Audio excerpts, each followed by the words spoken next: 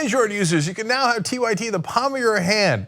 Our TYT app is available for download in the Google Play Store. Just go to tyt.com/app to find out more. Paul Manafort is currently under trial due to a number of different issues. Now, I want to be clear that this particular trial has nothing to do with Russia meddling in the election, but it has everything to do with how he did not disclosed the fact that he was a foreign agent, essentially worked with pro-Russian forces in Ukraine, made a ton of money, up to $60 million, and attempted to hide some of that money from the US government so he wouldn't have to pay taxes for it. So he's been charged with all sorts of things, and now he's under trial.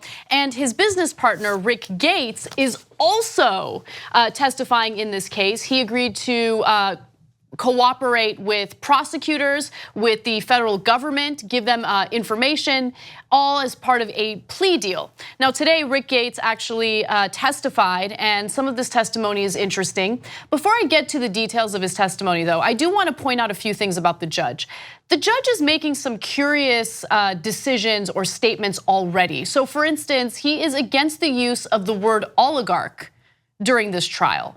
That apparently was a point of contention between him and one of the prosecutors. He also didn't like the fact that the prosecutors were talking about the items that Manafort had spent this money on, including incredibly expensive, gaudy, and unattractive suits. Yeah, he's a Reagan-appointed judge, presumably right-wing, and he didn't like the talk of the ostrich jacket that cost $15,000. I love that prosecutors brought that up. Did you know that the ostrich jacket was purchased to match an ostrich vest? And in total, both articles of clothing cost $24,000. I didn't know that, and that is actually a very effective defense of Paul Manafort, because if you have an ostrich vest, what are you gonna do? Not get the ostrich jacket to match it? You gotta match. I mean, that would be embarrassing showing up at a party with only an ostrich vest. We here at TYT are not in favor of fashion faux pas. I'm kidding. Obviously, we're very much in favor of fashion faux pas. Okay, all of a sudden I'm on the underside of a bus for no reason. You don't see me with an ostrich jacket. I know. All right, so let's get to Rick Gates and his testimony. First off, a prosecutor questioned him while he was on the stand and said, "Did you commit any crimes with Paul Manafort?" With Paul Manafort. And Rick Gates responded with, "Yes." Okay, fair enough. That seems clear. Gates also told prosecutors that he had embezzled money from Manafort by creating false expense reports on his own behalf. He didn't state an exact dollar amount, but estimated it to be in the hundreds of thousands of dollars.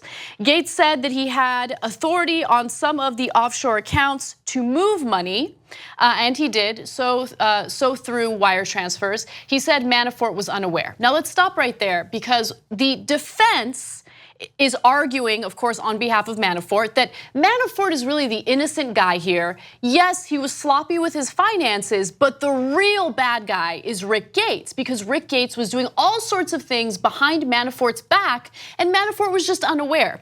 Now, based on that portion of the testimony, obviously it supports the defense. However, throughout the questioning, Rick Gates made it abundantly clear that Manafort was aware of certain shady business. Now, so let me give you context there. So Manafort got $60 million for his foreign lobbying efforts. If he had actually just reported all the money and reported himself as a foreign agent, which is technically what you are if you're representing a foreign government inside the United States, it would be fine. I mean, it's outrageous amount of money, but that's okay, it is what it is, right? The question is, do we have a crime or not? But he hid $30 million of it. So he reported 30 million, he hid the other 30 million. He put it in the offshore accounts, etc. And he asked Rick Gates to run that stuff. So Rick Gates handles his illegal operation, but while doing so, apparently there's no honor among thieves. So Rick Gates thinks, well, I might as well take some for myself. So he also embezzles from Manafort. Now that's gonna help Manafort's case, because his lawyers are gonna say, oh, poor Manafort. Did he get $60 million? He had no idea. He thought it was only 30 million. No, he didn't. Okay, so he knows how much he put abroad, but they're gonna help make that case by saying, but Gates also stole from him. It's that evil guy, Rick Gates, that's the problem. Right. But the Rick Gates worked for Manafort. Manafort was his boss. Manafort's the one that did the deal with the pro-Russian Ukrainians. He's the one who arranged this whole setup in the first place and asked Gates to put the offshore accounts to hide the money in the first place. I'm sure he didn't agree to Gates also robbing him, but that's the full context. Exactly. So it's not as if one person is innocent and one person is guilty. They're both bad guys in this scenario, right? So let me give you. And Gates has already pleaded guilty, so we already know how guilty he is. So Cynthia Laporta is an accountant who also answered a few questions from prosecutors during this trial. So this accountant actually filed his taxes in 2014 and 2015. Now she testified that she was in on discussions to falsify a loan document at the direction of Gates so that Manafort could afford to pay his 2014 income taxes. So she's answering questions, and the whole point of this, at least from the defense perspective, is look at Gates. He's the real ringleader. Remember, Manafort is also facing charges for falsifying or fraud in order to secure loans, right? And this is the part of the conversation involving the securing of loans. Can I add more context there? So you might be wondering, geez, Lord mercy, the guy made $60 million. What do you mean securing loans? What more loans does he need? Because the idiot spent it all on ostrich jackets. He was making it rain at suit stores all over the place. At ostrich.rs. I don't know, I have no idea where you would get a jacket like that. But anyway, so he spent so lavishly on houses, the extravagant suits, et cetera, that he ran out of the $60 million. So then he needed to get extra loans. So he lied about his assets on loans, and that's another thing that he's being charged with. Gates also helped him with that. So the fact that Gates is cooperating with prosecutors and telling this story is really, really important. Yes. Now, the damning evidence that was submitted by special counsel Robert Mueller, the very person who continues to be demonized by the right. Well, the special counsel has entered into evidence dozens of emails and financial documents. The emails are key to their case because several show Paul Manafort participating in conversations involving financial claims his former accountant, Cindy Laporta, has testified were fraudulent. So this is incredibly important because remember, the defense argues that Manafort was unaware of everything that was going on. Rick Gates was the ringleader of everything. And so Manafort should be let off easy. But that is not the case based on the evidence that was compiled by special counsel Robert Mueller.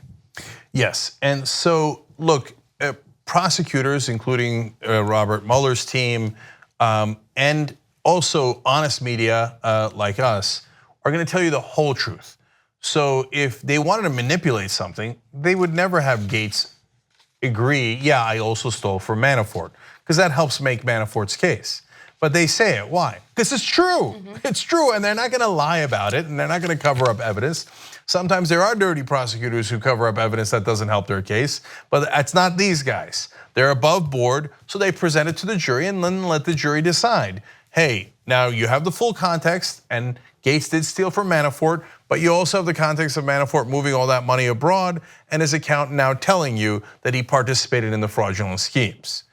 And again, remember, Manafort was Donald Trump's campaign manager, a pivotal player in his campaign. But this trial is not about Donald Trump. It's about other financial dealings that Paul Manafort had, coincidentally or otherwise, with pro-Russian forces, this time inside Ukraine. Yeah. 2 easy ways to follow the Young Turks. One is hit the subscribe button down below, then you're a TYT subscriber. And second is ring the bell. And when you do that on YouTube, you're notified of our videos.